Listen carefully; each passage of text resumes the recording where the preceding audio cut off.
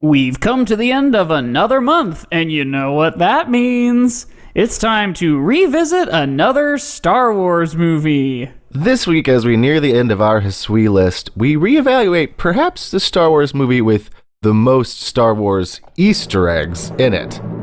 Solo, a Star Wars story. How Star Wars is it?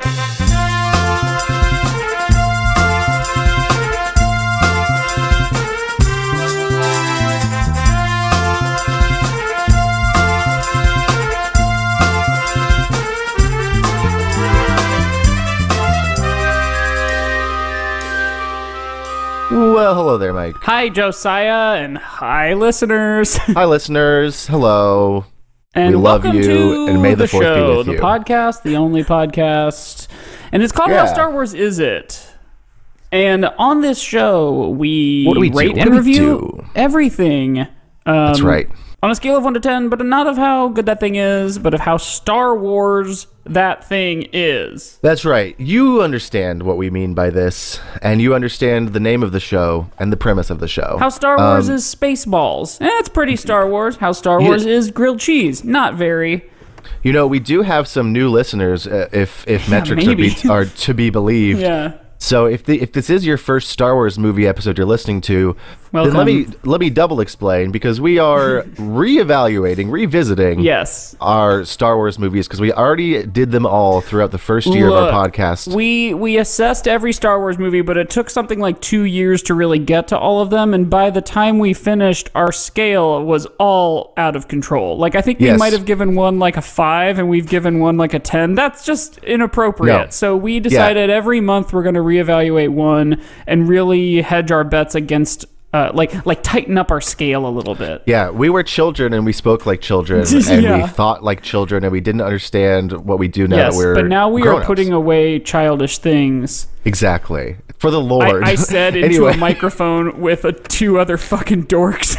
One of which who is in a casual Han Solo cosplay right now. Yeah, right. I believe. And let's let us tarry no further. Let us tarry no further and introduce our guest, perhaps the foremost expert on this movie that exists, maybe ever. It's quite possible. Yeah. I should join a Facebook group. There's probably others. I probably would hate all of them. Yeah, there's not a single Solo a Star Wars Story Facebook group that I would enjoy being in. But welcome back to the show for the millionth time. Yeah. Michael DeLaney. Hi, hello. Great to be here, especially for this very special episode. When you guys were redoing the movies, I was like, if they don't ask me for Solo, I mean, that's going to be pretty fucked up. Which, of course, Friendship the ended. first one we asked you to do was the first episode you ever did with us, Revenge of the Sith. Yes. Yeah, we were like, do the thing you did again. Yeah. And for the listener, Michael DeLaney is that, I believe that looks like a Han jacket. Oh yeah, this is a Solo, a Star Wars Story jacket that I purchased Alden from Etsy. Aaron Reich. Very good. Mm-hmm. There's more to come too. I have a shirt going on too with the flag. Hell yeah. Hell yeah. And he's got the dice. And I got the dice. Dice. Can you get some Foley on those dice? Like maybe clang them next. That's gonna be really nice. That's gonna be. Imagine. I could try to toss them up and they just smack right in the mic. That is gonna sound exactly like they sound in the movie whenever he grabs them off or puts them on the rear view mirror. I've got a dice question right off the bat, which is they are the shape and size of dice one might use in gambling, but they clearly have a chain between them. So. Yeah. Are they just a decoration? Because if not, there is a little place where you would screw the chain into the die, I would presume, and that would load it wrong.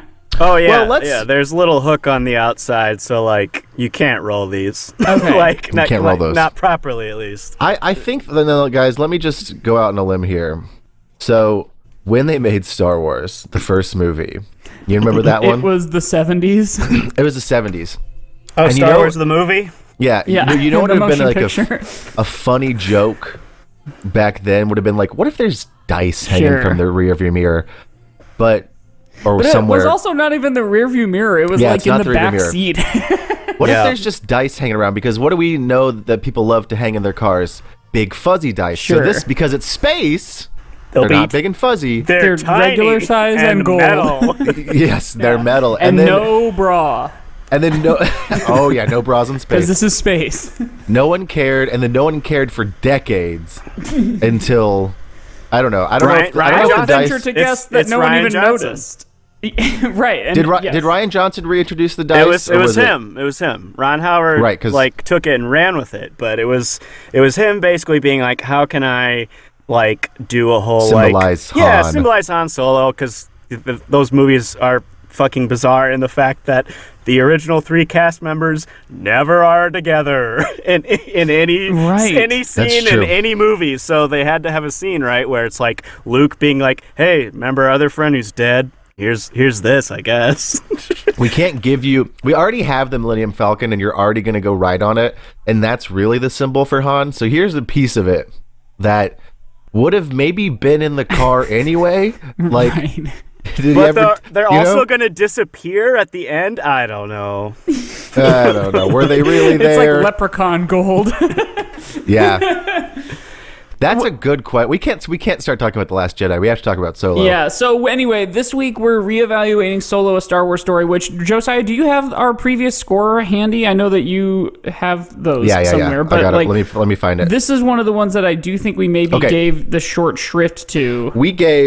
Previously, we were in unanimous agreement that Solo was a low 6. A low 6. Which is hilarious to me because we had to put everything in order, and so we gave everything like a low 6 versus a high 6. Right.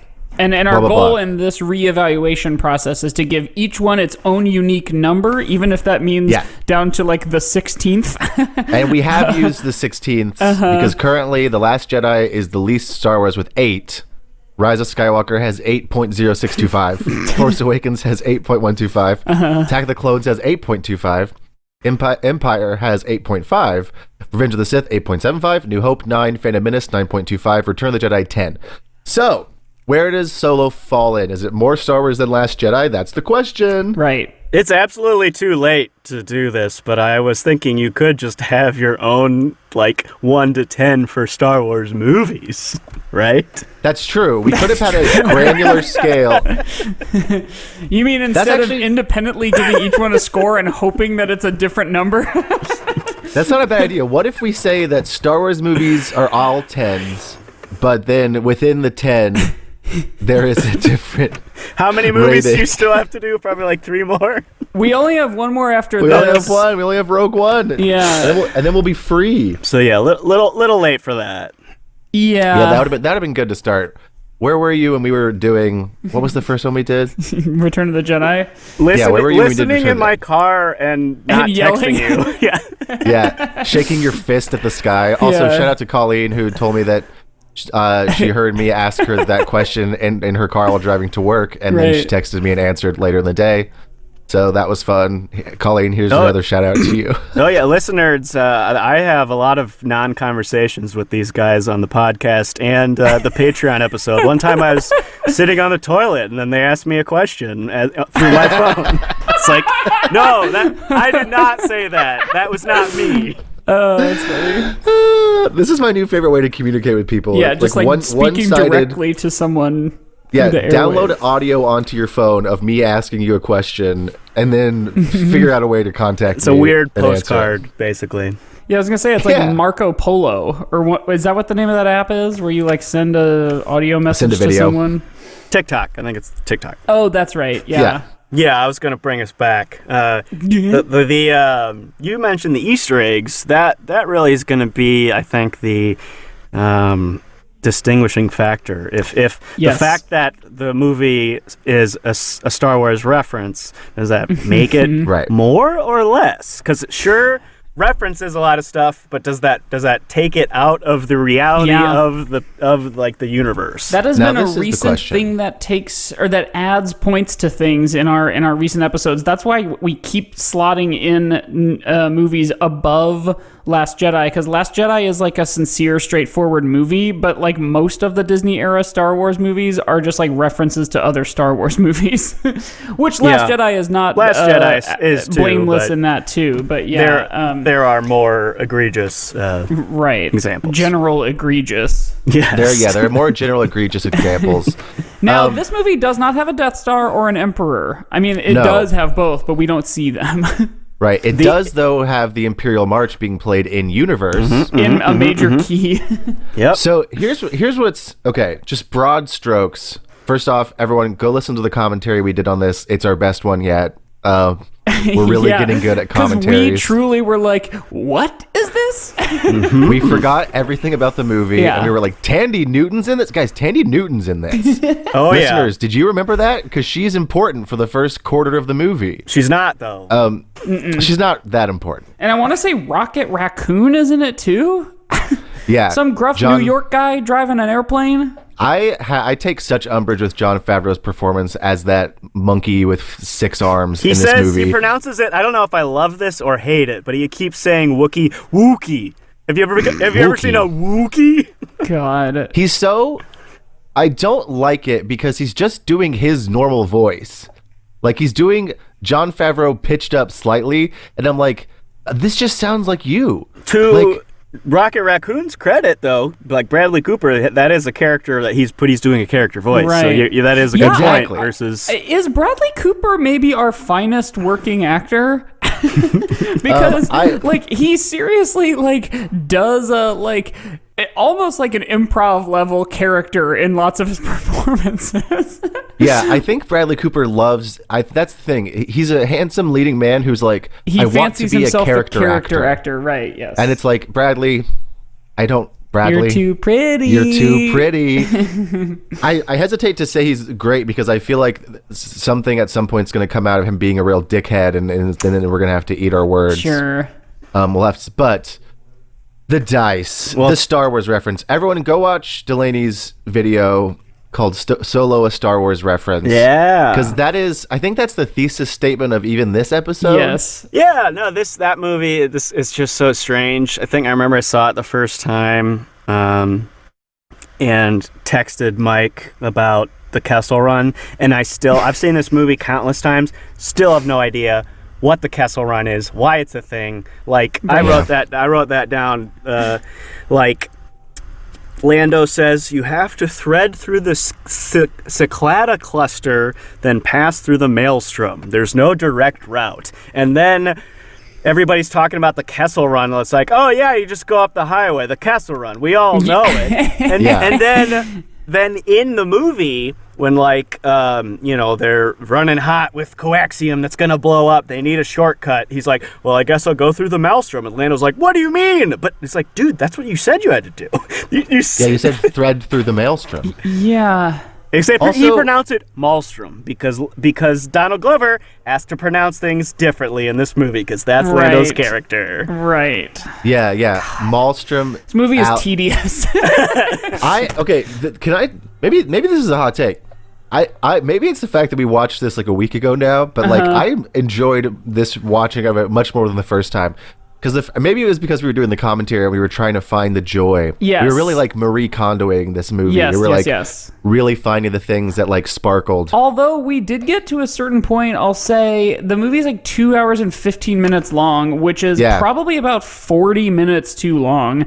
But we did get to a point where we were like, okay, the fun has worn off just because it's still going. Yeah. It much they like just every have to accomplish so many things, and it's like, no, you don't.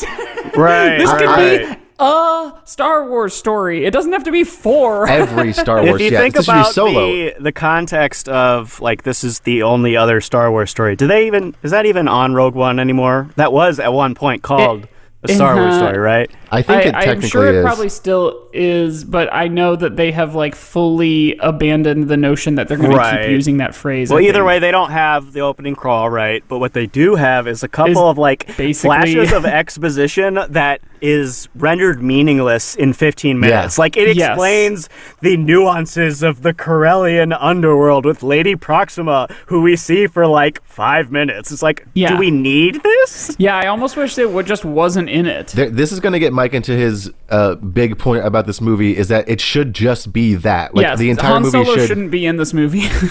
this movie, and even if you have Han in it, keep it fucking more simple and make the whole movie him in the Carillion underworld trying to scrape by and trying to fight his way up, and so we can see how he becomes a smuggler. Because even the end of this movie, we're not like, I don't know, this movie tries so hard to tell you all the fun, important things that happened in Han's backstory. Right. But then by the end of it, you're left with a really unsure, like, idea of how he gets to where he was in Star Wars A New Hope. Like, arguably, like he goes right from it to it, because he's like, hey, I heard about this job, like from Jabba the Hutt, basically. Yeah. Like, that's essentially what they're going to. Yeah. Which is weird, because it's like, because okay, it'd be weird if they set that up to where he's immediately going to Tatooine. That would be weird, because we know that, like, there's still some more time that needs to pass. The second thing, though, that would be even weirder is if he heard that, didn't do anything about it for several years, and then built up his reputation as a smuggler, and then went to Tatooine. When we first meet Han, we know that he owes Jabba money. So I don't think going straight to Tatooine to see Jabba is, you know, like, he might literally be going straight to Tatooine to see Jabba and then work, like, jobs for him for, like, 8 or 9 years. Right. The quote-unquote job that he screws up, like, you would imagine, though, that is within several months to go before A New Hope, I suppose. This is the other thing about this movie. Like, Han Solo is the worst at what he does compared to everyone else in the movie. Like, something we talked about in the commentary a little bit is that this movie it does this thing that happens in a lot of, I don't know, putting a team together stories or like blockbustery movies, where the main guy, he's just like witnessing. He's both the most boring guy and also he's the least skilled guy. And so, like, there are many times during this movie where I was like, why is Han even here? Everyone who's here can do what he can do better. Chewie's a better pilot. Woody Harrelson's a better smuggler. Like, Lando's a better gambler until he has to play fair or whatever. And it's just like, what he is rendered to be this mythic cool figure. He's Han Solo. We don't know anything about him. He has, like, a debt to pay. He's like a well-known smuggler. In this movie, we're like, oh, he's bad at smuggling. That's why he owes a debt to Jabba, is because he's bad at his job. Well, first off, I thought you were going to give a very strange paraphrase of Wolverine's the best at what he does, but what he does isn't very nice. Yeah. He's the worst at what he does, and he's in a movie. And what he does is nice most of the time, even though he pretends it's not. I think that Alden Ehrenreich's very charming, though, and I think that's why it's hard to root against him in that sense, because he's like, I really like him in this movie, and I'm very happy that they didn't try to cast somebody who, like, looked like, I mean, that is there's so many things that went wrong in this movie. The fact that they did not choose to, like, cast a look-alike or whatever was good, and that's what I said in the video, is that Lando is just doing an impression, Donald Glover, versus Han is being his own character. And Lando's in it infrequently enough, or is in so little of it, that I'm kind of okay with the impression. And then also, like, I agree. I think Alden Ehrenreich is the #1 hero of this movie, acting performance-wise. That's what we came away with, and it's also, once again, a fucking crying shame that Disney tried to bury the sort of not like the tie failure the whole of this failure movie of the movie around his neck and bury him with it. Because he is like the last person that deserves it. Like, put it on Lord and Miller for leaving. Put it on Ron Howard for doing a very milquetoast job. Put it on, like, Disney for, in the first place, like, I don't know, not letting Lord and Miller do what they wanted to do. Like, I don't know if that movie would have been better, but it probably would have at least had a little more. The thing is, those conversations, like, you can't separate that from this movie. It's the same with like, oftentimes I would say with Ant-Man and Edgar Wright. And that is kind of, I think it's an unfortunate probably symptom of the time we live in, because, like I told you, like, we're always reporting on everything, including, like, when Vin Diesel takes a shit on set. So we know, we see the sausage getting made, so, like, I'm not saying this is a good movie by any means, but I think we would see it a lot more favorably, maybe even Rise of Skywalker. I mean, it's a bad movie, but we would see these movies differently if we didn't see in, like, lifetime. An X-ray of it. The Yes. people being like, oh, problems on set. This guy Right. got fired. Like, so it's a weird thing that you can't separate. Yeah. You know what? That's funny you It's mentioned very that Taylor because Swift. yes, it's very Taylor Swift. But there are. This is what I'm going to say. There are movie fans. There are people who just go to the movies who don't know about any of this stuff. Insane That's people. true. Sociopaths. Which, Yes, yeah, that's like insane. really bizarre. That it's just like every week I have a date with the movie theater, and I'm gonna That go was see me. a film I haven't seen. That was me in high school, and like the internet wasn't like a huge thing at the time, so it was like, well, Right. I'm not a cool kid and I don't drink, so what am I gonna do on a Friday? I guess I'll go to the mall. Yeah, I don't have a my problem dad- with going to movies, but it is funny that like such a movie just doused in bad weird media shit like could be seen by someone with no color from metatextual stuff, you know, like But there were a lot of movies that I unironically genuinely liked when I was in high school because my dad and I would basically go see a new movie at least like once a month. Yeah. And it was always like whatever superhero movies were coming out, we'd go see together. We went to see like the G.I. Joe movie, which I loved. yeah. We went to see... It was a long time before I realized Is that you the could one? not like a movie. Oh yeah, definitely. Was that yes. the one with Joseph Gordon-Levitt, who in the end turns out to be Cobra or whatever? I think the G.I. Joe movie. Did that happen? Because I don't remember anything about it except for that Snake Eyes was fucking cool, and then I walked out liking it. Or maybe I can't remember. Anyway, Yes. But there are people who like I watched X-Men Origins Wolverine in theaters and loved it. You know what I mean? Like there was no media color, because if I had been a comic book fan on the internet at that point, I would have been reading all the stuff about, oh, they messed up Deadpool, they did all this stuff. And same with the prequels. I was a kid when I watched the prequels. Yes, right. I loved them all unironically and genuinely, and it wasn't until I became an adult and had a more critical eye and rewatched things that I began to be like, oh, that's not good, that's not good, that's not good. But there are people, adults, who don't watch movies that way and watch movies just to enjoy them and to like them and want to like them. And I feel like that's probably... Those pieces of shit. Yeah, I know, right? The majority of people who watch movies are probably those people. Like, it is... Right. the very Predisposed to enjoying themselves because they're spending their time and money to sit down for 2 hours and 15 minutes. Yeah, exactly. Which, God, this movie's too would long. this movie... So I don't hate this movie. No, me either.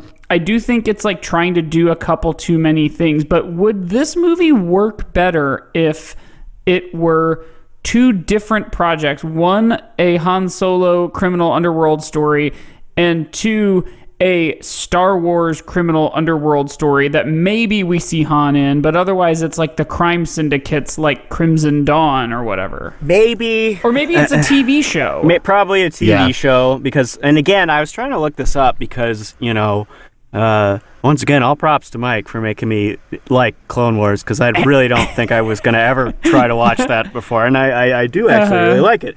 But that, like, the Darth Maul crime syndicate stuff is present in the show, so there's, like, precedent for it. However, it's cool. You know what, though, guys?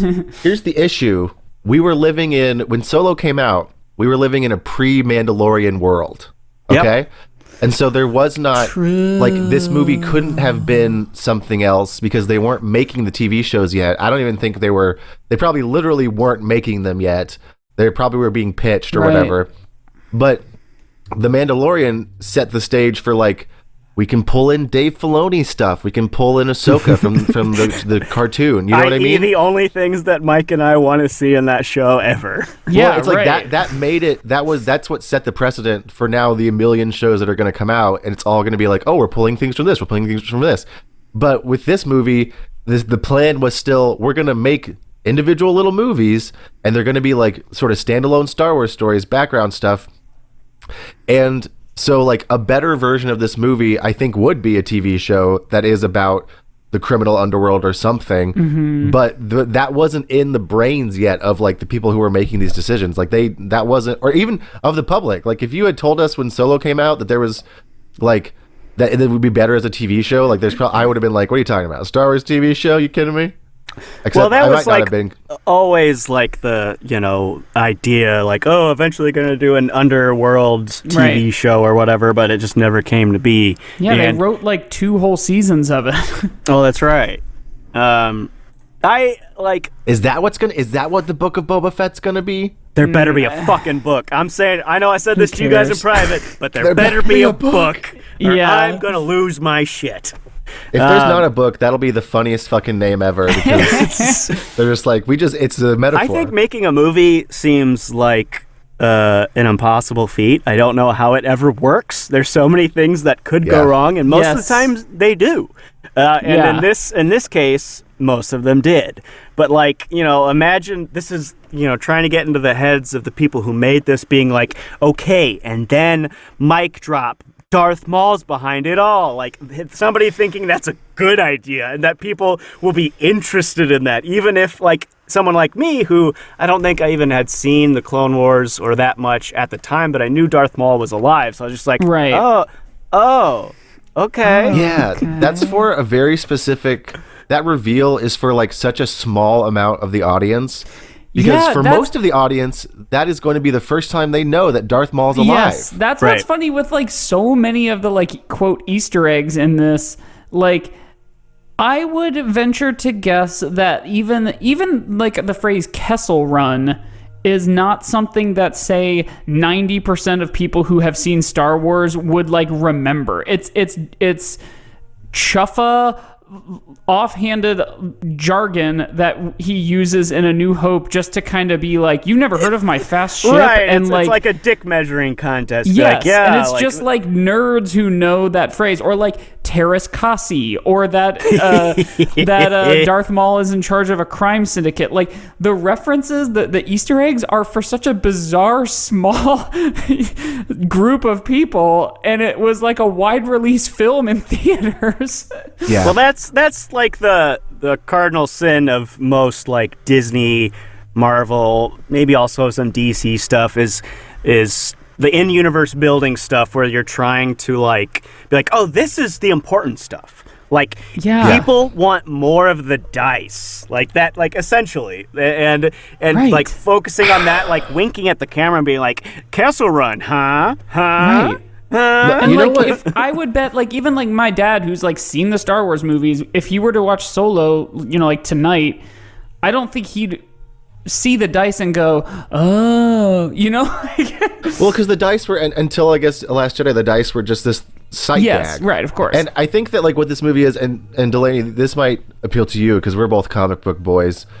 This movie is the annoying tie-ins to the event that's happening. Yeah. Right. That you think, oh, that could be fun, and then you read it and you're like, oh, none of this matters at all. Yeah. Okay, this is boring and doesn't matter at all. Like, I got suckered into so many of those because of a cool-looking cover. Axis. Or not, but not even Axis. Like, that event was bad. It was bad. But, like, the side, like, comic book with fucking Hobgoblin. Right. It's like about him becoming a good guy or whatever. Right. And then it's like, that could be cool. And then you read it and you're like, this is pointless.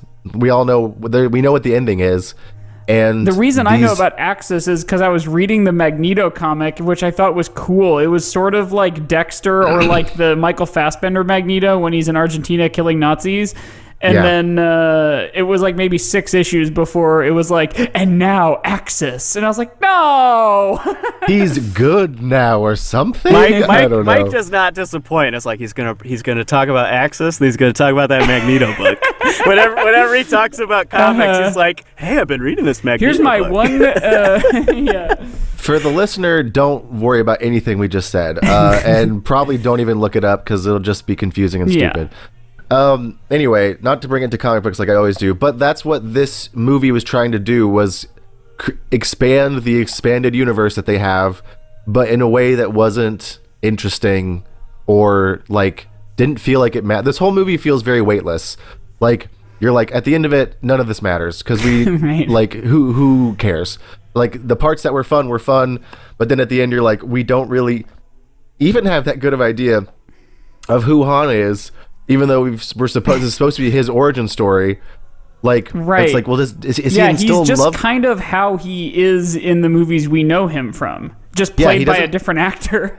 He in the movies that we know him from, he's a rascal with a heart of gold, and in this movie, he starts out as a rascal with a heart of gold and ends as a rascal with a heart of gold. And then at one point says, "I'm a terrible person. I'm an outlaw." Yeah, which is like, it's almost a funny line because it's like, you're not. Everything we've seen you do has been like for money or good, right? And then you put money aside multiple times to save people. Like, it's you're a literal funny hero. Because I remember leading up to it coming in theaters. Like, I think, Mike, we were at like one of your old apartments watching the Super Bowl, and like that was like when they aired the commercial, we're like, is this gonna be like even close to a movie? Like, what is happening? There's a photo like that I took, like that came back up on Facebook, where it's me sitting on like a pop-up thing at the movie theater, you know, like when a cardboard cutout for Solo. So you can sit in like the chair of the Millennium Falcon, and I'm just like raising my hands up being like, is this gonna be a good movie? Probably not. I don't think so. Something that, so we probably need to get into actually talking about if a Star Wars reference makes this more Star Wars or less Star Wars, because I know that's going to be the greater part of the discussion at the end of the game. And we only have about 3 minutes until the Zoom expires. So is this as good a time as any to like pause, or do you have something you want to say? Well, so something I wanted to say that I was going to say earlier that I just wanted to touch on. Well, this can probably be done in 3 minutes. This movie's too long. We already talked about that. The other day, I watched Addams Family Values because Charlie was like, it has a Thanksgiving thing in it. It's sort of Thanksgiving. And I was like, okay. And I'd never seen it before. I don't think I've seen the other Addams Family movies from that time either. Because there's a sequel, just apparently. The two, right? I haven't seen I don't even know. I think it's, the first in the Addams Family Values was the sequel. The 90s movies. The 90s movies, yes. With Christina Ricci as Wednesday. Yeah. That movie was 90 minutes long. It fucking ruled, dude. Yeah. It was a very strange movie, and it wasn't for kids or adults. And there were parts that were very funny and parts that were so stupid, but it was 90 minutes, so I didn't care. I would love a 90. Tentpole movies, by and large, I want to say maybe the past 5 years, probably 10, have always been pushing 2 hours. Like, that's like two plus. Like, I remember it sucks. I love whose fault is this? Watching like scan like Amazon Prime or something, like, I don't know, I'll watch a crime movie. It's not going to be good, but it'll be an average crime movie. And I'm like, oh, American Gangster, Ridley Scott. I remember seeing that. I'd like to revisit it. It's like 3 hours. I was like, can't do that right now. It's 10 o'clock. Yeah. And like, the original Star Wars is almost 2 hours, like, on the dot. Like, you're telling me the backstory of Han Solo needs an extra 15 minutes than, like, the quintessential hero's journey film of the 20th century? Let me ask you this. How would you know who killed Aura Singh? Woody Harrelson did. That's right. That's true. God, yeah, this movie is for, like young Gen X people who played like all the Shadows of the Empire shit. Like people just a touch older than us. I mean, us too, but like it's for the fact that he killed Aura nobody. Singh. Aura Singh is like a lady Boba Fett. Like, you don't know anything about her. She's a cool bounty hunter. The fact that Woody Harrelson killed her off screen is sad to me. Yeah, it's just sort of like bizarre. So, I'm trying to figure out whose fault it is that we have 2+ hour blockbusters. So I was just doing some Googling. So all the original Spider-Man movies, the longest was, I think, 3, but they all cop out at like 2 hours and a little bit, like 5 minutes or something, which is like, I'm okay with that. The original X-Men movies, 1 hour and 45. Da-da-da-da. The second one is longer. The third one's 1 hour 45 again. Is it the Lord of the Rings movies' fault? Is that what happened? Is they came out and everyone thought if we have to be taken seriously, we have to be long? Maybe. Perhaps. I'm gonna do a deep dive into this. Into why movies is long. DDT. Why movies is long. Anyway, that was just my Addams Family Values is no Scooby-Doo on Zombie Island because it's still 20 minutes too long, but it was definitely better than this one because of the length. I think we need to end this Zoom, so let's Scooby-Doo this crap. Let's go. We'll talk about that trailer later. So is being a Star Wars reference, Solo a Star Wars reference, does that give this points pro or con Star Wars? This is the ultimate Disney Star Wars movie. So for better or worse. So yes. I don't know. It's because, I feel like if you haven't noticed by now, my MO whenever I come on the show is be like, all right, you guys go first, and then I'll give my rating that's way higher. But I really honestly don't know how I want to go about it, because I like this movie for dumb reasons, but it is like my cynical side is being like, yeah, this is what Star Wars is now. You're totally right. Yes. So I want to know also, like, what draws you so much to this movie that it compelled you to, like, make a whole video essay on it and, like, think about it and buy the dice. I think because I've said this before. Basically, like, I don't know. In the past, like, again, this like has to do with like a level of cynicism on my part and movie going, like, and accepting things for what they are. Like, there are bad movies like Solo, and then there are bad movies like Batman v Superman. And one of those makes me angry for a lot of different reasons. The other, I'm just like, oh my god, a marketing team thought this was a good idea. Yeah. So like, how'd you guys miss every ball that they threw across the plate? Like, exactly. So for a little bit, strikeout. Rise of Skywalker was my thing, and I was like, I remember telling you, like, I showed one of our friends, Dave, who I know would hate it. Like, I just watched him watching it basically the whole time, so he'd get mad. And then I was like, it's a movie I haven't thought about in like 3 years. Is Solo.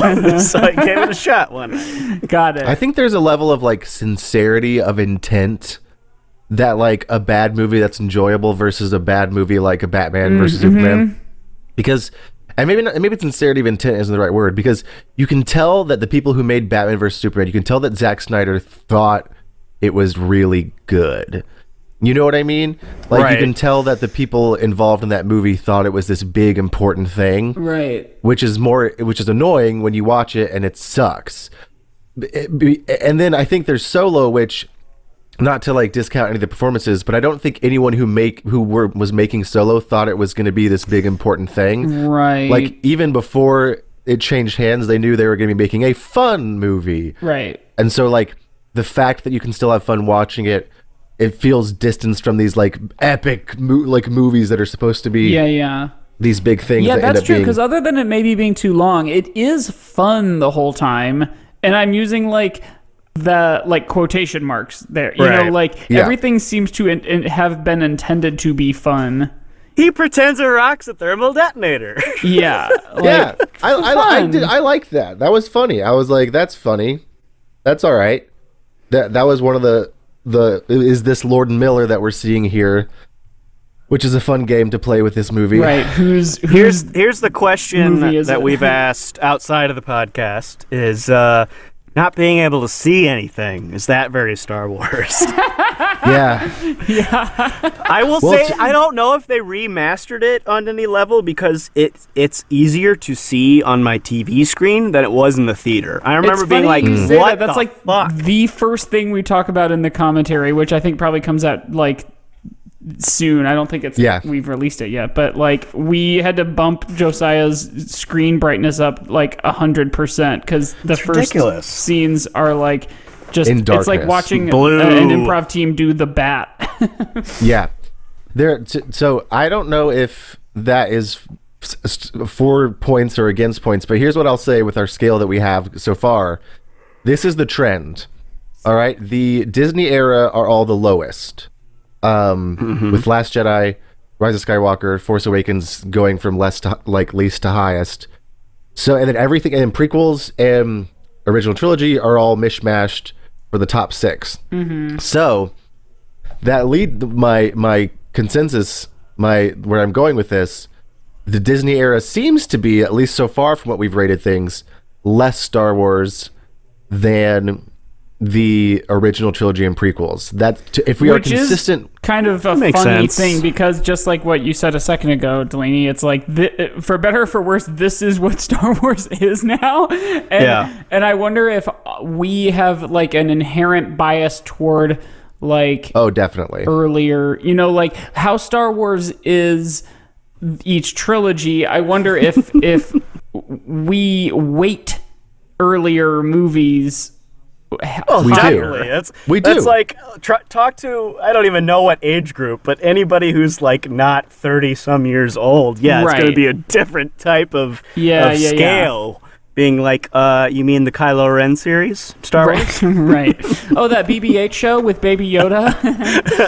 Yeah, for us, we absolutely weight the original movies more, and then it's prequels, and then it's new stuff in general. So like, I also, though, I don't know if I have a problem with that. Like something about like initial either. Lucas era feels like it should like taste more like the Star Wars chili.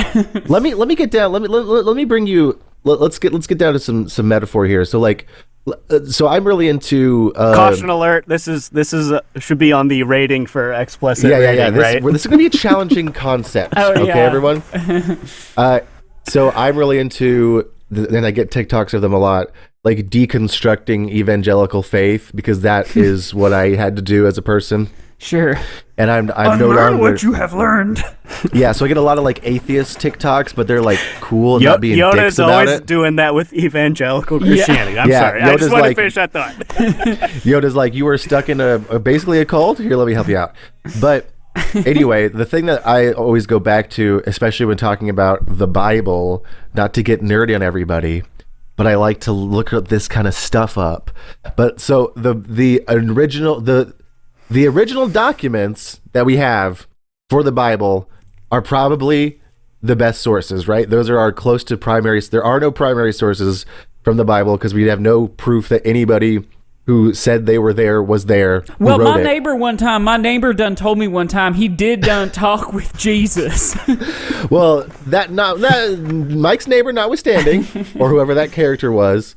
No, it was me. It was Mike. No, that was my real voice. That Mike's been doing a character this whole time. But so like those are the primary sources, right? And then from everything later, more translations, more documents, more reprintings, stuff gets diluted. And so some stuff stays the same, some stuff is changed. Some stuff is changed for like political reasons, some stuff is changed for religious reasons, whatever. All that to say, the original documents of Star Wars are the original trilogy, and the further away we get from that, the more diluted it becomes. Yes. So like Sure. it's like in anything, you want as close to a primary source as you can get, and we have that in the original trilogy. So like Filoni stuff is like Methodists, and J.J. Abrams is like Catholicism, or No, I think Dave Filoni is like Mormonism because he came in after the fact. And that's then right. That's true. It's latter day Star Wars. Yeah. I grew up as a Catholic, and I don't want to be associated with J.J. Abrams. Okay, I'll pick a different person for that. Catholicism is I don't know. Warwick Davis. Like the books. Oh yeah, definitely. What's like the spookiest part of Star Wars with like the most kind of like magic? You mean the 7 books that exist in the Star Wars universe, the sacred Jedi texts? The Jedi texts are Catholicism. And the Book of Boba Fett. And one of those Jedi texts Better be a fucking book. There better be a fucking book.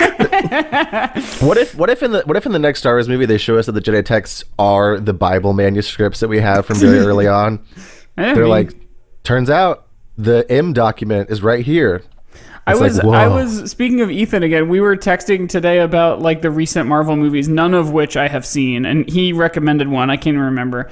Was it Shang-Chi? I believe so, because I think he that's said the only he one thought I've Eternals was kind of bad. But I was like, I am not interested in really any new Marvel things. I will probably end up seeing them, but I'm not nearly as like in a rush. And then I was like, oh no, we're only about like 7 or 8 years away from Star Wars having become a Disney property. They release something new every like 6 months, and I was like, am I somewhere between like 5 and 10 years away from just like fully turning on Star Wars and never looking at it again? Well, so here's my question, because we were already in that, because Rogue One and Solo releasing in between trilogy movies, we were in that, and then everything tanked, or at least didn't do as well as they wanted it to do, especially critically. And so they overcorrected so hard by being like, no more Star Wars movies. Yeah. And now it's just TV. And so I'm like, will they ever be brave enough again to start making movies? Or is it just going to be TV from here on out? I remember a couple of years ago, my cousin's husband cornered me on Christmas Eve. Never a good situation with this guy. And he just is talking about Star Wars, and he's just like, it just feels so weird. This is like the first Christmas in a while there's not been a Star Wars movie. And it's like, don't you see? That's a problem that you feel that way. Yeah. That It shouldn't be like, feel weird. well, it's the holidays. Better, if it is the holidays, watch the Lego holiday special. Yes. Watch that. It's Yeah, like that one's how great. for like years the commercials in like the fall would be like, it's October, which means one thing. Saw. Yeah. Saw 6. When what was the last movie? Rise of Skywalker, right?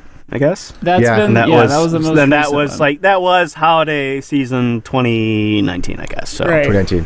That was when they threw in the towel. They were like, we're not making any more. Well, and we they did do really have bad movies job. announced and in the works, like, but they keep kind of like No, they shelving don't. them and like, No, they don't. well, They don't. I know they say they do, but they don't.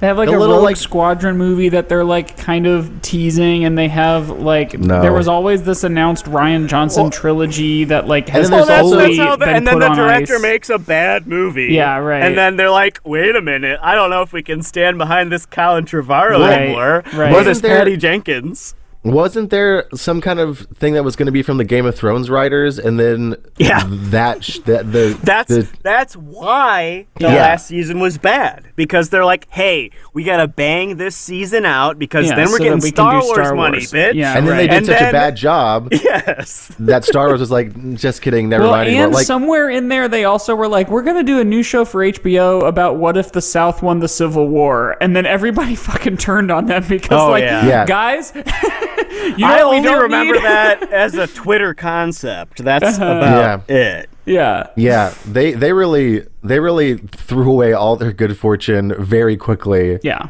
Never has the populace turned on a property so quick and so thoroughly. Right. Should we go to the? Did we ever go to the break? No, we didn't. Let's go to the break. Let's go to the and break. then- I got 2 games. Okay, then we'll come Whoa. back and play Let's 2 go. games.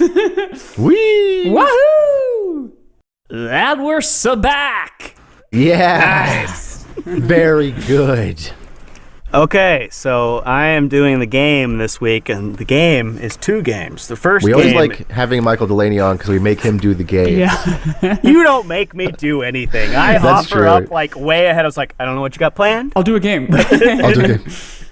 First game is about Solo, a Star Wars story, and the game is go watch my video. It's called Solo, a Star Wars reference. I'll wait. Okay. It was good, right? Did you have a good time? That was really good. Yeah. It's a video. lot of fun. I Second still game. think to this day, every so often, I'll think child in a mosque. A mosque. She is a child. For those who did not play the first game, shame on you. But yes, what's her name? Enfys Nest. Enfys Nest is just a child in a mosque. In a Enfys Nest. Real game. Nothing to do with Solo. Okay. Because, Great. I've had a lot of people reach out to me on Twitter, and they loved the last game of Are You for CalREALssian? Oh, So, we will be playing another edition of Are You for CalREALssian? Commentary edition. And the other phrase is what again? We'll get there. Okay. So unfortunately, as I mentioned earlier in this episode, we are at the back end of all of your rewatch. So you already covered Attack of the Clones. But we will be covering it in this game. Great. So Good. I have mixed in DVD commentary from George Lucas and Co. God. with my own Yes. made up quotes. So if it is real, you will say Lando CalREALssian. Yeah. If it is fake, you will say Obi-Wan Kenobi. Right. Obi-Wan Kenobi. Right. Okay. So Oh man, I love this fucking movie. I love Let's- Attack of the Clones, and I'm very excited for this. first one. Obi-Wan should probably not be allowed in bars with his track record. That's funny. Lando Calrissian. Obi-Wan Kenobi. That's funny I'm gonna because, start like, out. chronologically, this might be the beginning of his track record.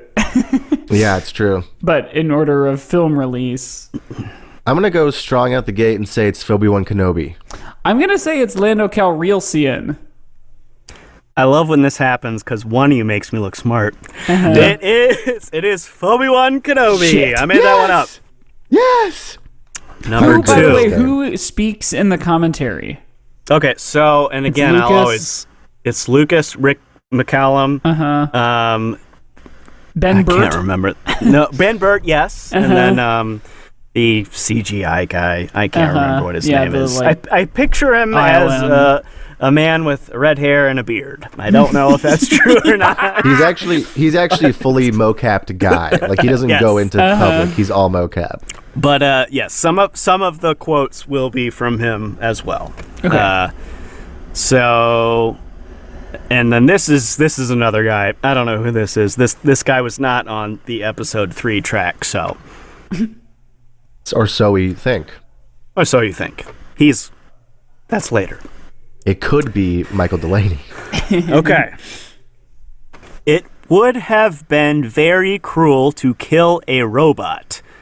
You can kill humans, but a robot, no one would allow that. Our rating would go to NC-17, which kind of relates to something that Josiah said on a recent episode. I've talked about how robots is dogs. Yep. So this is in the commentary is... track of Attack of the Clones. Here's my guess. I'm going to say that is Lando Calrissian, and here's why. Someone's saying it sort of tongue-in-cheek where they actually mean the opposite. Okay. I'm going to say Lando Calrissian, and I'm saying it's tongue-in-cheek, but they know that it's true, and not that they mean the opposite. But they're being like, you can't kill a robot, the same way that you can't kill a dog. Yes, it is Lando Calrissian, and Josiah is correcter than Mike. Okay, I'm doing Fuck it. yeah, It's R4 or whatever Obi-Wan's droid is.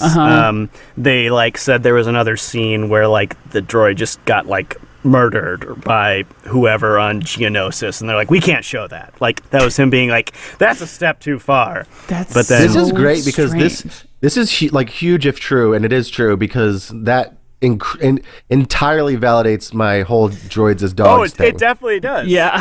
And it also shows the shift in philosophy change Right. to Disney being like, yeah, just fucking milk it. Do it. Kill him. Yeah.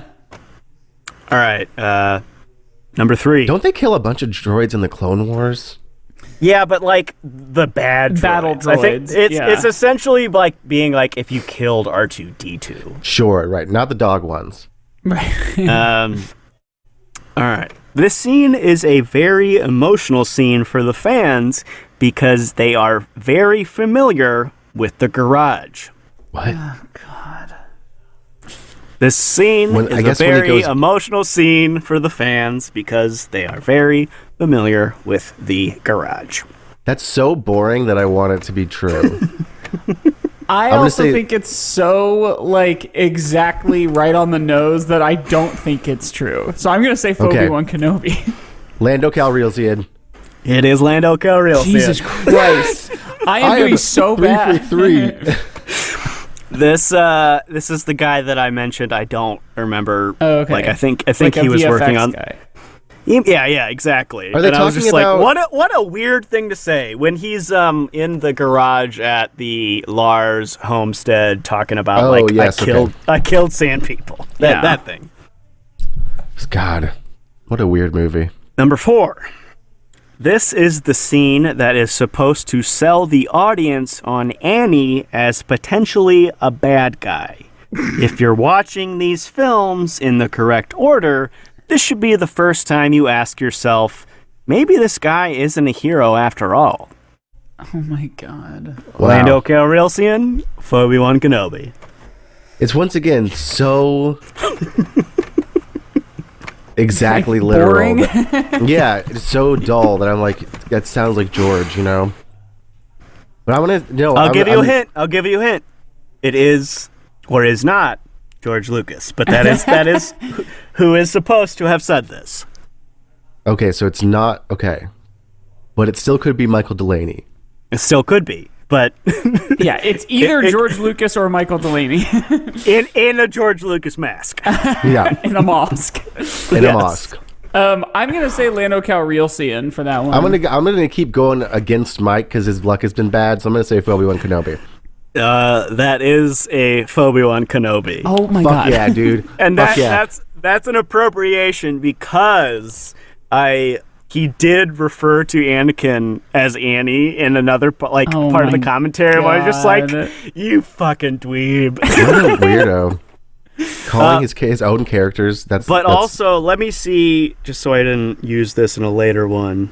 No, I did not. But he would say in the commentary, if you're watching these films in the correct order. He would say that kind of a thing a lot. And he would try to, there was a thing specifically about Tusken Raiders, and he's like, so this is the first time we're seeing this. If you're watching these in the correct order, the only time you've seen them is shooting off guns at a pod race, because that's his deep-seated belief is that there is a correct order to watch these. Oh my god! So he thinks.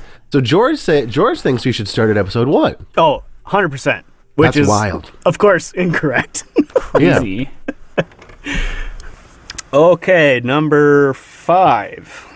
If you listen closely, you can hear a Jawa scream in this traffic jam, which is the first time we've had a Jawa anywhere besides Tatooine. Okay. Okay, Lando Calrissian, and that is Ben Burt. I'm gonna go ahead and say Obi-Wan Kenobi because I'm gonna go against Mike. It is Obi-Wan Kenobi. How have your instincts been wrong on every single one? You this doesn't statistically add up to me. That was inspired by one where they're like, if you look in the corner of this Coruscant traffic, you can see 2 TIE fighters chasing an X-Wing. It's hard to see, but it's there. Sure. All right. If you're watching this movie in the correct order, it's the first time you see TIE fighters. Yeah, it's true. They canonically don't exist. Yeah. They don't exist yet. Number 6. Poggle the Lesser. We always joked about who Poggle the Greater was. Jesus Christ. That's such a dad joke that I'm going to go ahead and say Lando Calrissian. I am also going to say Lando Calrissian, and also because I think it's real, not because I just want to be on the same page as Josiah. I hope it's wrong just so that Mike is wrong again. Yeah. No, it is Lando Calrissian. I thought that'd be an easy one. Yeah. Yeah, that's got real good dad joke energy. That's all right. I need DJE. to watch these commentaries because you seem to really get a lot of great shit out of them, and I do love how fucking weird George Lucas is. Yeah. If as evidenced by Solo, a Star Wars reference, I get a lot of good shit out of bad shit. So Right. don't take that as a suggestion. No, I mean I do too, for sure. Camp and goofy dad joke shit, like the prequel commentaries at the very least, I feel like I would really enjoy. I even looked up because I was like, I'm doing Solo. Can I even find a commentary? A, and B, would it be interesting? Right. And I don't think you can. And I certainly wasn't going to buy the Blu-ray. Yeah. Certainly it'd be Ron Howard talking half the time because he only did half the movie. Right. Yeah. It's like, all right, well, I'm going to shut up for this part. I had nothing to do with it. I don't know what's going on here. That's a good Ron Howard. He goes, Amaryllis? You guys remember how he was that kid in Music Man? Yeah. I did. Yeah. And a double boiler. And no! We can't start talking about that again. Okay. Number 7. If Obi-Wan is, in fact, to capture Jango and Boba and bring them back, how is he going to fit them in the Jedi Starfighter? That's a fun plot hole, I guess, if you want to call it such. I'm going to go ahead and say, I'm going to wait for Mike to answer. I'm going to go the opposite of whatever he does. Yeah. I'm going to say Lando CalREALssian. All right, then that makes my decision Obi-Wan Kenobi. All right, it is Lando CalREALssian. Damn it! I left it at that. I think the fuller quote makes it very obviously real. So he said, after that, he said, "Are they going to be strapped to the hood? Are they going to be in the rumble strip? Well, we don't know. So fortunately, we never had to answer that question." What does in the rumble strip mean? I don't know. Because that's the thing, like on the highway, that keeps you from falling asleep. That's why I was like, don't say that. That makes no sense. Did you guys know there was one of those next to Obi-Wan's ship everywhere he went? Oh, sure. Yeah, to make sure he didn't fall asleep. Yeah. All right, number 8. Here we have young Uncle Owen and Aunt Beru, who, of course, will end up dead by the 4th film. Wow. Lando CalREALssian, Obi-Wan Kenobi. I'm going to say that's a little too dark, maybe. I'm going to say Obi-Wan Kenobi. I'm going to say, because that's such an insane, obvious, doy thing to say, that it's Lando CalREALssian. It's Obi-Wan Kenobi. Yeah, we're back. We're back, baby. Man, you really are like double reversing me on like all of these like too simple. That honestly though, I feel like I do have a good sense of his voice, because that is something he'd say. Oh, of course they will be dead. You know, right, like yeah. Doesn't even care. Yeah. His commentary style is an awful lot like his whole MO of like answering questions you weren't asking, and his movie making style. I do believe that he thinks this real reality is happening, and he happened to be the guy there with a film the historian. Camera. Yeah. He some of the things he would say, like, I left this one out. He said the last lightsaber fight. He said, and right now this is just supposed to be a tone poem. With lights, like just visual, like lightsabers. But again, no, don't say that doesn't make sense. A tone. What a nice idea, George. Meaning like when they cut the lights and it's Dooku and Anakin and we just see their face lit by lightsabers. Yeah. Okay. Speaking of, Christopher Lee as Dooku is there as an homage to Peter Cushing and the horror films of the 1960s and 1970s. Okay. Dooku? Yep. That's intentional. Then Lando Calrissian for sure. Lando Calrissian? Nope. That is Obi-Wan Kenobi. However, included again, just like the Annie thing, because he said Dooku multiple times. I was like, then make it be pronounced that He's way. so weird with pronunciation. Even George Lucas in his real life is like, no, you can say words however you want them. Yeah. Gungans. All right. Three more. All right. It was important for us to see the blue milk. Oh, fuck. God. I hope not. Obi-Wan Kenobi. Do we see it? I'm going to say Lando Calrissian. It's Lando CalREALssian. Oh my God. That is the VFX guy says that. The same scene that with the garage thing earlier. Oh my God. So the milk is at the Lars homestead. Okay. Yep. Important that we see it. Clean Lars. Shmee's my wife. Here's my girlfriend. I think that every time now. Like, oh yeah, he's going to say that she's the girlfriend and my wife. My wife. The two things that gave us the most grief on Dexter were the grease stains on his shirt and the texture of his mustache. Should lizards have mustaches? Well, ours does. Oh man, I don't know. I'm also going to say for that one, Lando Calrissian. All right, I'm going to go for Obi-Wan Kenobi. It's Obi-Wan Kenobi. You really have my frickin' number. You had me because you used the phrase, gave us the most grief. That sounds like something like someone 20, 30 years older than us would say. Yeah, like a boring older guy.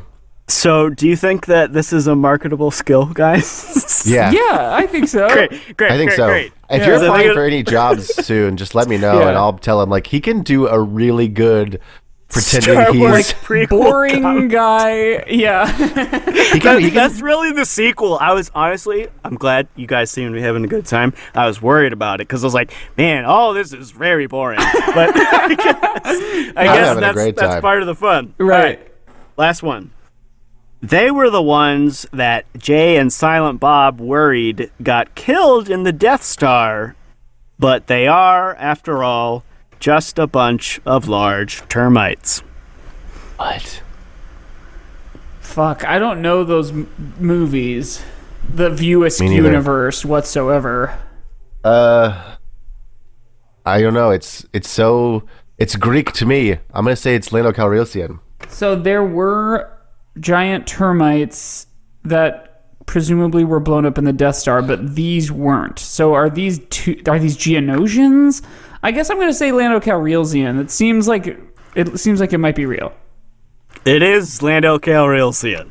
So Is that what I said? I can't remember. Yes. Yeah. So basically, like the whole joke in Clerks or whatever is like, hey, like innocent people got killed on the Death Star. Oh, sure. Like, oh yeah, I'm a private contractor. Like, I don't work for a company. So George was saying that yes, the Geonosians would be these like because they're like show the whole like, oh, they made the Death Star.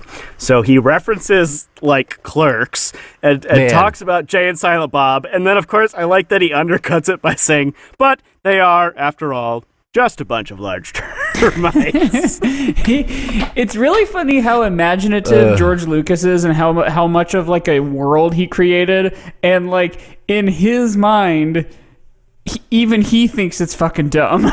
Yeah. He's so imaginative and then so dull about this cool thing. Yeah. It's like he's like, oh, they're just large It's termites. like a laser sword.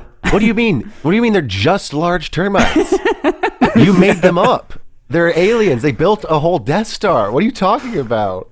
I think, but in that statement, he's evaluating like what life is worth.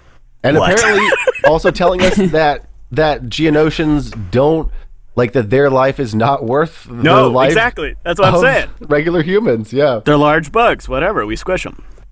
All right. That was the latest installment of Are You for Lando? CalREALssian? That was very good. What was I gonna say? So I thought about this very recently, and then I sort of forgot that I hadn't actually explored it until just now. But we were talking about Attack of the Clones, we were talking about Geonosians and battle droids and all that shit.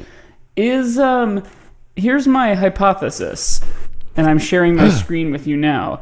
The battle droid, because it was made by Geonosians, was designed by Geonosians. Yep. Or rather, designed in their image. Yes. Oh, that is. I think that is a true thing, but I could see George saying that after the fact as well. Well, and of course we meet the battle droids before we meet the Geonosians, so like right, who knows that's what I mean. So he probably was like, so what if there was aliens that looked like the robots? Yeah, if that's not canon, then it should be, because it feels like it is. Yeah. Anyway, let's okay, we gotta rate this thing. So we've talked a lot about where if the fact that it's a Star Wars reference makes it Star Wars. We do have the lower end of our Star Wars movies are the Disney era. Does it feel, let's get into this really specific, does it feel more Star Wars than Last Jedi? Yes. He said cynically. I know. I don't know does. how to answer that, because regardless of the era, Star Wars tends to be lightsaber space opera. Well, I wrote down pros and cons. Okay, good. Yes, because I did not. A couple of them are the same. So, for pros and cons, the first one is countless direct references. Yeah. Pros, Star Destroyers and TIE Fighters, Rebellion Origins, Space Chess, music callbacks, sneaking around, kind of.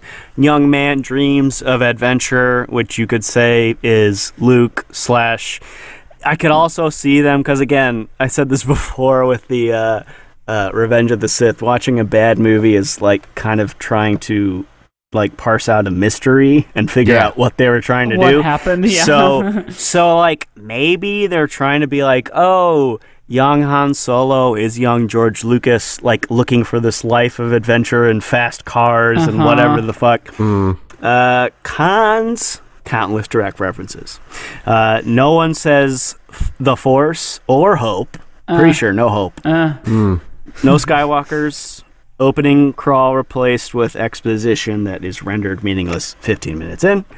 And that's as far as I got. So there's probably more, but that's all I wrote down. So this is, okay, it is halfway then very sequel trilogy and half not, because it deals with the original trilogy characters, which the sequel trilogy also deals with. And it leans on original trilogy stuff. Like you said, music callbacks. They do basically every different Millennium Falcon related song all within one sequence. What this is making me think of, though, is it feels like expanded universe books you know what I mean? Which is Star Wars. Which is Star Wars. And because there were a lot of solo story, like Han Solo stories, Han and Chewie stories, you know, like Han and Lando kind of stuff. Yeah.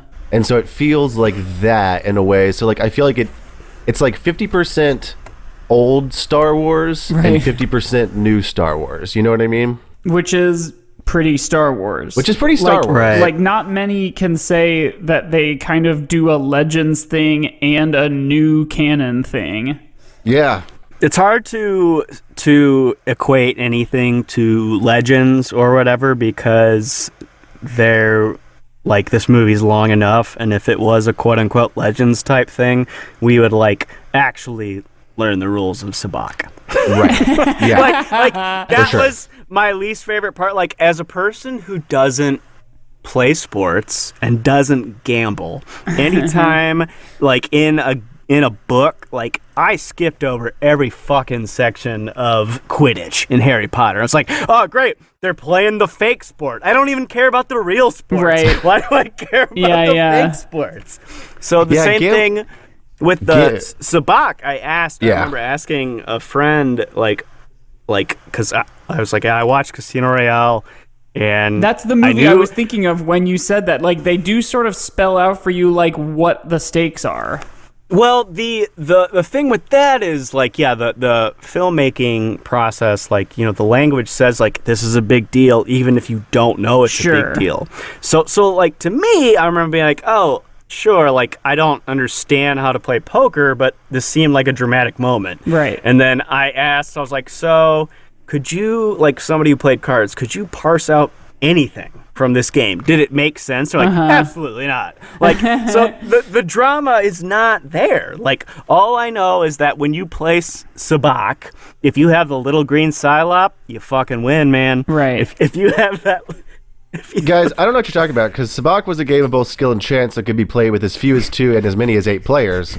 Players could designate a dealer or take turns as the dealer, rotating in a clockwise fashion at the beginning of each hand. And the object of Sabacc was to have a final hand with a total as close to 23 or negative 23 as possible without going over. Come on! Dude, why are you always saying that? That's like your catchphrase. Like, enough! That's what my girlfriend says that all the time. Saying that. She's like, will you stop telling me the rules of Sabacc when we're trying to make love? And I'm like, I can't. I'm obsessed. That sounds even realer now. Yeah. Lando CalREALssian. Yeah, it's true. I can't stop talking about Sabacc.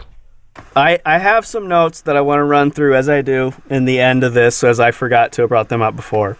With the betting, and again, this is me, someone who doesn't know how gambling works, how anything of that nature works. A big plot point seems to focus on Han expecting that Lando will bet the Millennium Falcon. Right. Just because he won it in a bet. Yeah. And the only reason Han loses that initial bet is because Lando cheats. Right. But that's one thing. So first off, Lando should be like, you lost, so I'm not doing anything you say until you pay me in some form or another, let alone finish this movie with you. Yeah.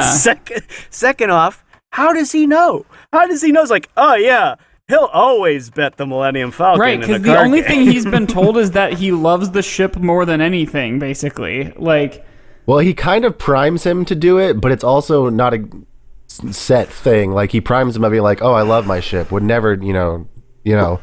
So he's sort of doing like a hustler thing by being with like. that, I'll come back at you, Josiah. That might make him an okay smuggler, or not smuggler, a con gambler. Yeah, he might not be a bad. Okay, all right. You can stay on the team. I'm trying to see if Little Green Psylop is mentioned anywhere in Sabac's Wikipedia entry, and it's not. So that's even better. And again, I haven't said this. These are one of the things that I say to you guys in the Twitter thread, but not on the podcast. I think I would like this movie a lot less if it like had a green-lit sequel. Like, if I love this movie because it's a swing and a miss. Yeah. And they're like, hey, what if we tried to set up 3 different types of franchises? Yes, right. Guys, I'm sorry I was wrong. So it's actually deeper than we thought. Of course, everything's a reference in this movie. So it's not really a reference, but it is. Psylop is the old Carillion word for idiot, which is one of the face cards in Sabacc. So, Idiot's array. Yeah. Why? Okay. So they said Psylop, which is the old Carillion word. But you're right. It does weirdly. It's like they were like, okay, we did Rogue One, which like we all knew wasn't going to have any follow-up. So now let's do a movie where we can set up like all sorts of directions we can go that ultimately won't matter. Yeah. Well, it's funny because Rogue One operates on like the same principle I had when I saw Phantom Menace when I was in 5th grade. I remember being like, oh, Qui-Gon's going to die in the end of this movie because he's not in the other movies. I'm smart. And that's like, everybody's like, oh my God, all these people are going to die at the end of this sad Star Wars movie. Right. Yeah, I had the same. Well, once again, this is like I had that same feeling in Avengers, whatever, Endgame or Infinity War, whichever one came first. I don't know. Friend game. You both said different things. So, because everyone was like, oh, I can't believe they killed half the Avengers. And I was both like, okay, first off, this is a very well-known storyline. So I knew that was going to happen. And second off, do you think they're really dead? Because this is a superhero movie. Yeah, don't you know what like movie studios and celebrities and money are? And so I felt that way about Rogue One, because coming in I was like, oh, I know what happens. I know what this movie is. But then once again, going back to our earlier point, there are a lot of people who go to see movies that don't know what they aren't as right. Like there are people who saw Rogue One that didn't know it was a direct prequel. They're the they people didn't know who all literally these needed the subtitle "A Star Wars Story" because they went to the movie theater and were like, "What is this movie?" Hey fans, write in. If anybody listening to that podcast believes that they are one of these people, I will be shocked. None of those people listen to this. Yeah, podcast. I don't think anyone who goes out of their way to listen to a tangentially Star Wars related podcast is absolutely not one of the people that just goes to see whatever movie.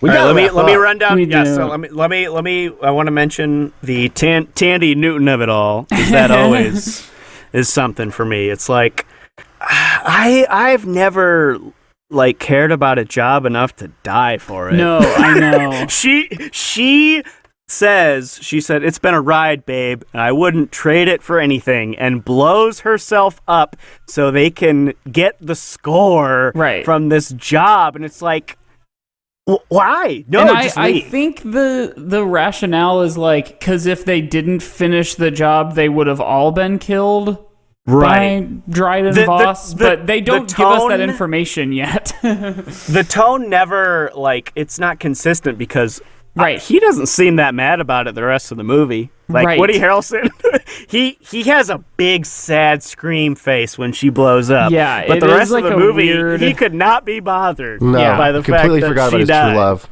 But is that Star Wars? Yes, Mike brought something up that... What do you think it is? I don't know. I don't know. It is like somewhat consistent with like romance not really being something that matters. It's slightly fridging in a way. Yes. Like, and so you could argue that happens, like Mike made the argument in the commentary, that kind of happens to Padme, even though she doesn't die, and then she does die, but as soon as she's like the love interest, she loses all agency. Like agency, yeah. As soon as she's pregnant. Exactly. But, yes. But, yeah, I don't know. Love is... That was some of the deleted stuff from the game was George saying, "This is what I call romance light." Like that's how he was describing the scenes with Padme and Anakin. I suppose you could say that, like, romance, lack thereof, like. Yeah, it kind of tries to have its cake and eat it too a little. Let's see. We're running long, so can we try to slot in Solo in between? Where are the numbers again? Okay, where does it go? Does it go in between Last Jedi and Rise of Skywalker? Does it go between Rise of Skywalker and Force Awakens? Or does it go between Force Awakens and Attack of the Clones? Because I feel like it's not higher than the prequels. No, I agree. So we really just got to figure out what I'll give you that, but I will not. I will always fight for higher, but I won't say it's more than the prequels. So it can max. It can't be above 8.25, but it can be anywhere between. It can be a little lower than 8, but I do gut check feel like it's more Star Wars than Last Jedi. Yeah, I think that's right. Yeah, definitely. And then next gut check is it's more Star Wars than Rise of Skywalker. Yes, I say yes. Because it is this very specific, like, of a time, swing and a miss. Like, Rise of Skywalker is its own thing and it's its own failure. This is a specific failure. Right. And I think this is the type of failure Disney wants. Yeah, it's almost like a prequel failure. Yes. Whereas Rise of Skywalker is a failure at being The Force Awakens.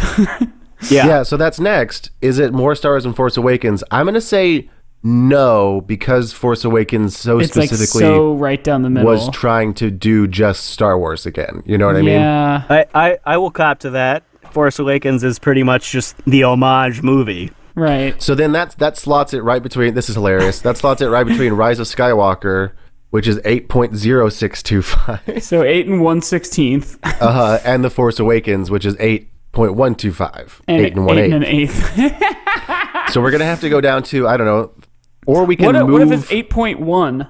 Yeah, why not? Why not? 8 and 1/10. That's great. They don't all have to be equal, you know? Yeah. Or equidistant. I mean. Right. All right, I'm putting Solo in. Well, what's everybody's unit of measure? Because mine's going to be little green Cylops. Mine's going to be droid hips. Oh, we didn't even talk about that. No, we didn't. We didn't. Sure didn't. Yeah, there's so much to talk about this movie. Lando fucked the Millennium Falcon. It's canon.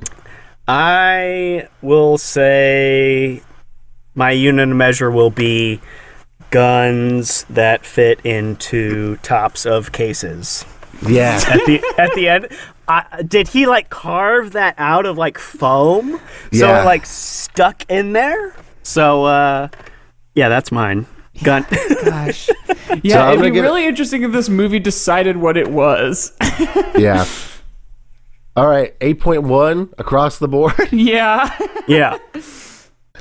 I'm happy with that. All right, we gotta wrap up. Yeah.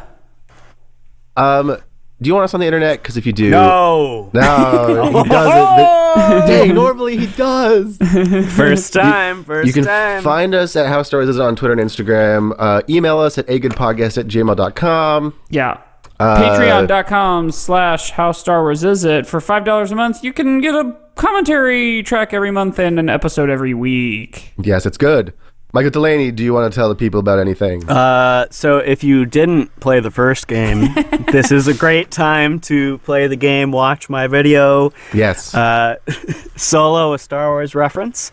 I am also on YouTube at Cormac Michael, on Twitter at Cormac Michael, and in the month of December, I'll be doing some kind of movie clip, TV clip, Christmas thing. So follow Hell me. yeah. Yeah. Well, it's about time for Tubby Bye Bye. I'd say so. So like we always say, We love you. Tubby, bye. And may the fourth be with you.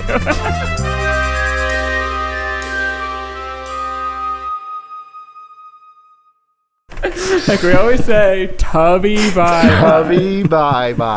Oh, brother. We didn't even talk about the droid. There's so much more we didn't talk about. This is crazy. There's a lot with this movie. There's a lot.